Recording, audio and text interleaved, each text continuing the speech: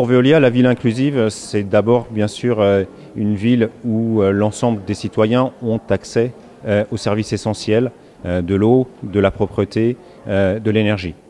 Mais dans le cadre du changement climatique, du souci de la résilience, on voit aujourd'hui une nouvelle dynamique se développer, une dynamique de transformation au niveau de la ville, qui va bien au-delà des approches techniques sur l'eau, sur les déchets, sur l'énergie, sur le transport, pour regarder les choses de façon beaucoup plus systémique.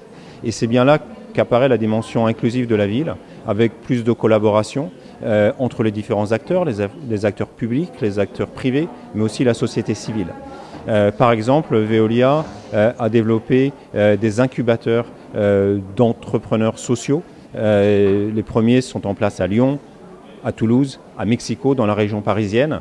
Il s'agit de développer autour de nos métiers, de faciliter l'émergence autour de nos métiers d'entrepreneurs sociaux qui vont bien sûr créer de l'activité, qui vont créer de nouvelles solutions pour rendre la ville plus efficace au final.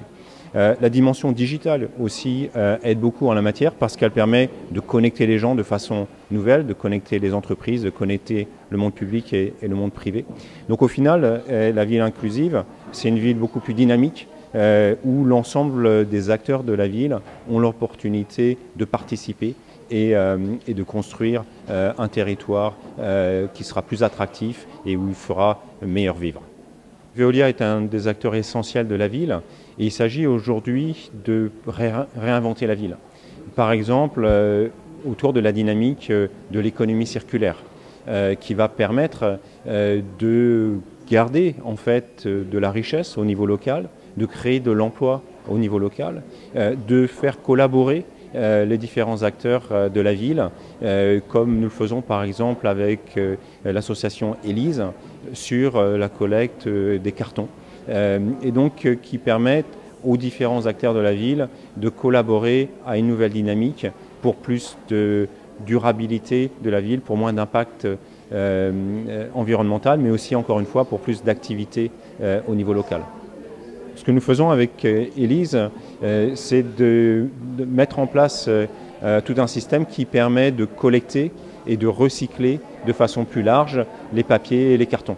Et donc Veolia est à même d'intervenir sur toute une partie de cette boucle, de ce cycle, mais une association comme Élise permet d'aller plus loin et donc l'entreprise et l'association se complètent pour un service à la ville. Il est essentiel dans la dynamique d'économie circulaire d'aller au-delà des circuits traditionnels. J'évoquerai un autre exemple qui est en cours avec une start-up qui s'appelle YoYo, qui commence son expérimentation à Bordeaux et à Lyon pour aller cibler des matériaux spécifiques, notamment des plastiques, pour augmenter le taux de recyclage. Ça suppose l'implication des individus pour faire le tri des plastiques qui sont visés. Ça suppose de mailler un certain nombre d'acteurs dans la ville qui vont récolter ces plastiques qui viennent des citoyens qui les ont collectés, de façon à faciliter le traitement, le recyclage au final. Tout en connectant en fait ces citoyens avec notamment les marques et avec la ville, qui vont favoriser, qui vont compenser et donner des cadeaux, si j'ose dire, pour encourager les gens à avancer plus sur le recyclage. Donc là, on voit bien que pour boucler cette boucle, on a besoin de l'ensemble des acteurs qui y trouvent au final leur compte.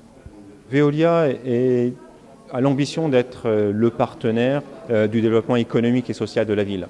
Et l'inclusivité, bien sûr, est au cœur de cette dynamique, au-delà des métiers techniques traditionnels de Veolia, sur l'eau, sur l'énergie, sur les déchets.